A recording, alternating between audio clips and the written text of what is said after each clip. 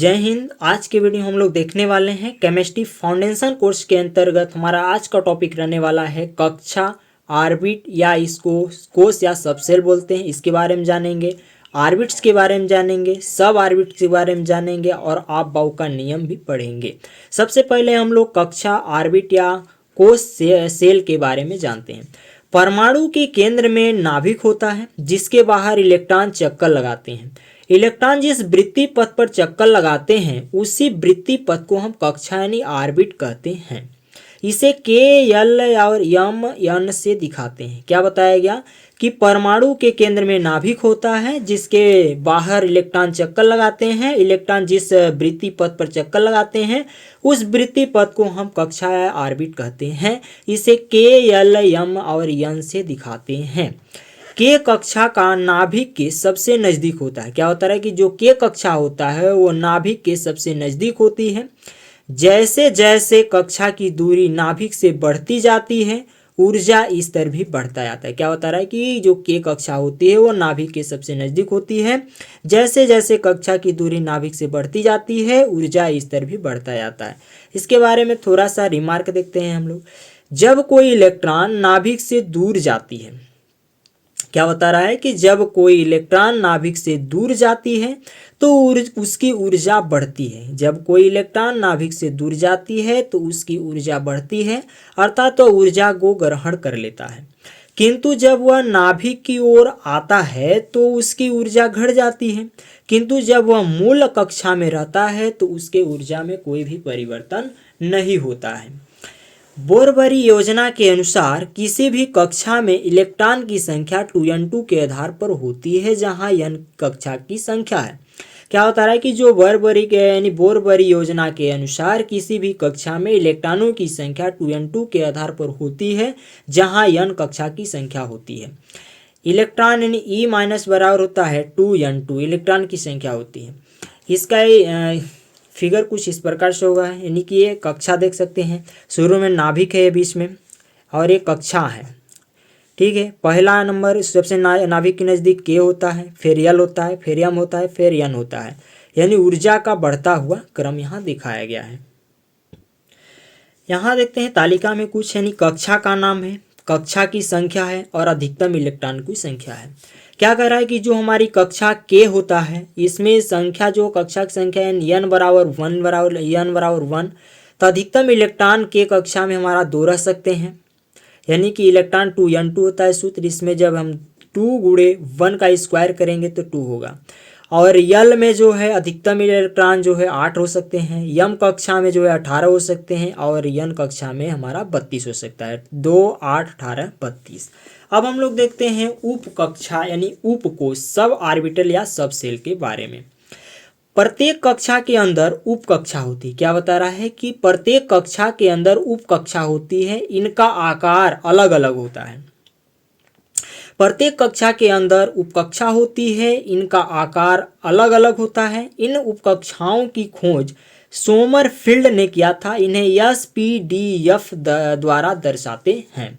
सबसे पहले हम लोग देखते हैं यस उपकक्षा यानी कि यस सब ऑर्बिटल या सब सेल। इसका आकार जो है गोलाकार के समान होता है। ये यस उपकक्षा का चित्र है जो कि गोलाकार होता है। अब हम लोग देखते हैं पी उपकक्षा, पी सब ऑर्बिटल। इसका आकार डमरू के समान होता है। क्या बता रहा है, जो पी उपकक्षा होता है इसका आकार जो है डमरू के समान होता है।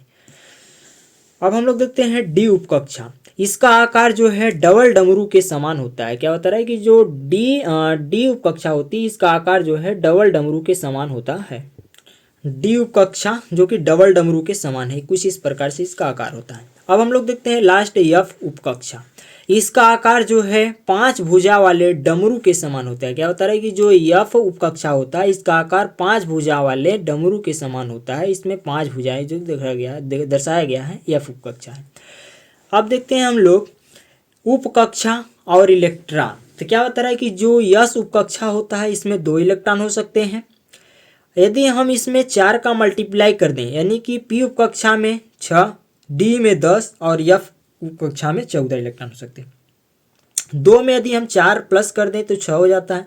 6 में 4 प्लस कर दे तो 10 हो जाता है। 10 में 4 प्लस कर दे तो 14 हो जाता है, यानी यस में 2, पी में 6, डी में 10 और एफ में 14 इलेक्ट्रॉन हो सकते हैं। अब यहाँ देखते हैं कक्षा उपकक्षा।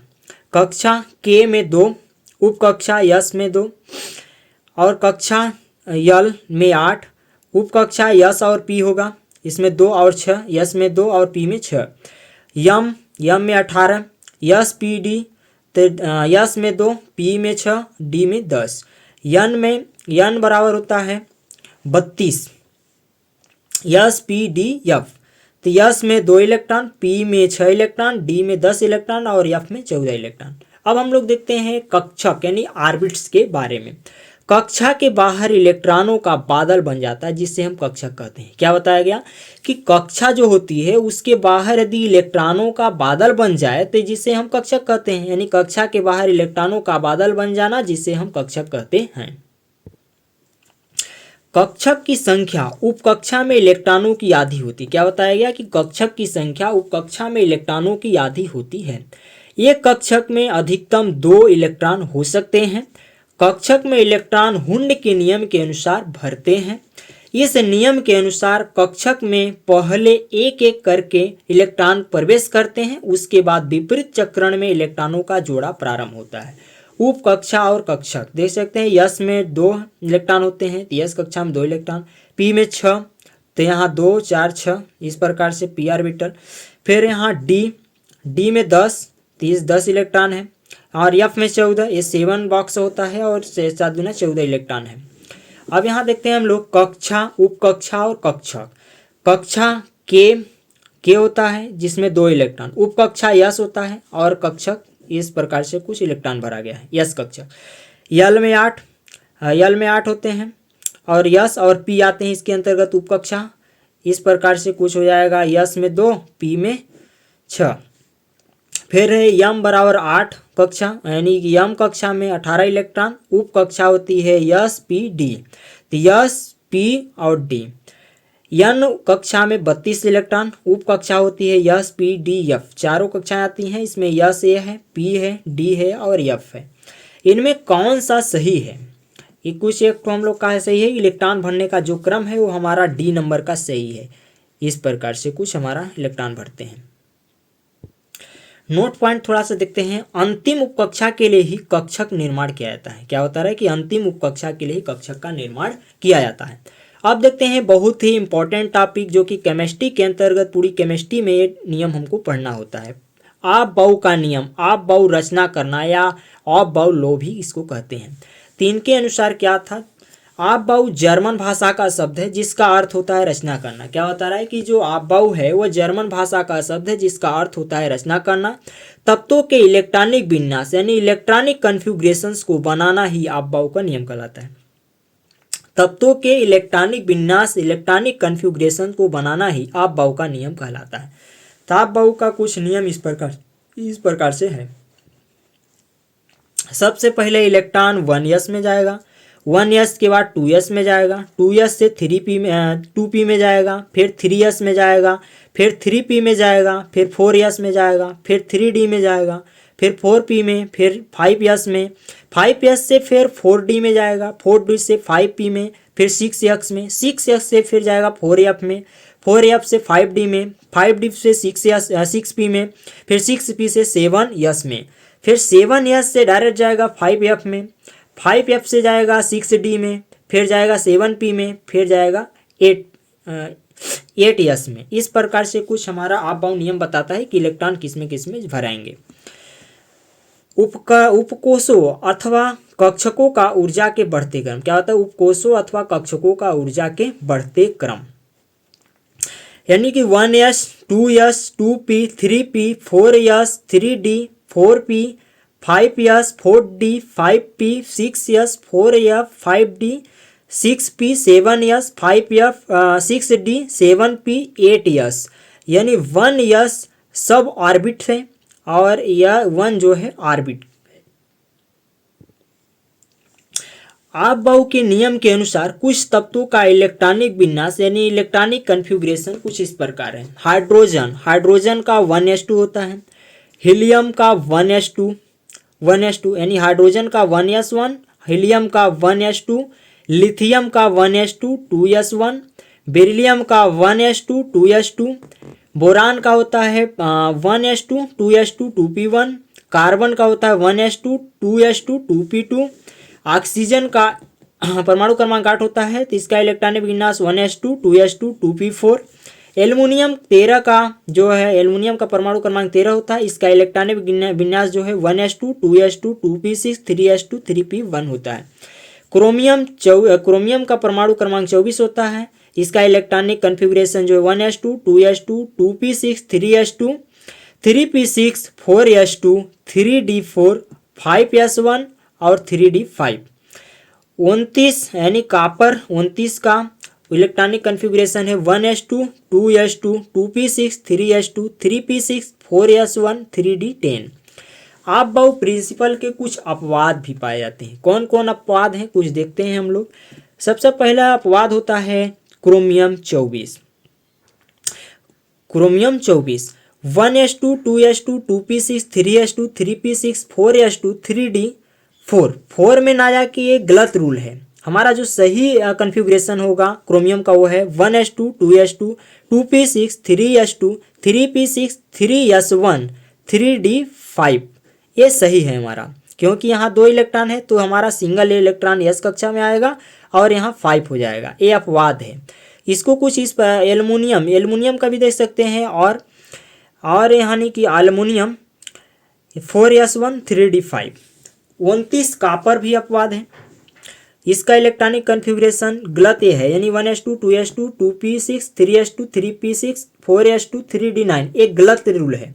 सही रूल हमारा ये कहता है 1s2 2s2 2p6 3s2 3p6 4s1 3d10 हो जाएगा। ये सही रूल है। आर्गन का भी 4s1 और 3d10 हो जाएगा।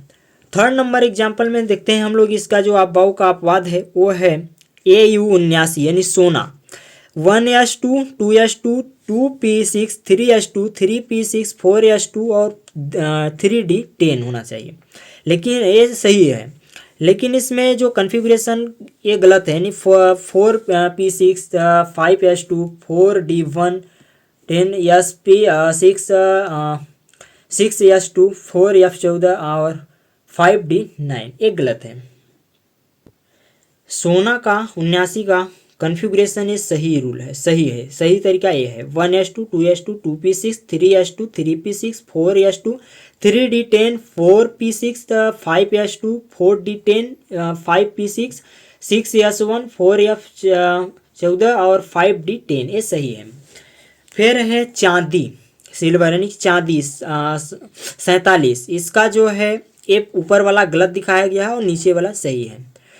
और कॉपर और क्रोमियम आपबाऊ के नियम का पालन नहीं करता है। क्या बता रहे, जो कॉपर और क्रोमियम होता है आपबाऊ के नियम का पालन नहीं करता है। आज के वीडियो में बस इतना ही। वीडियो कैसा लगा कमेंट बॉक्स में बताएं। वीडियो को लाइक करें, चैनल को सब्सक्राइब करें। मिलते हैं नेक्स्ट टॉपिक के अंतर्गत, जो कि हमारा अगला टॉपिक रहने वाला है क्वांटम संख्या यानी क्वांटम नंबर। आज के लिए इतना ही रहने देते हैं। मिलते हैं नेक्स्ट टॉपिक में, तब तक के लिए thanks for watching this video.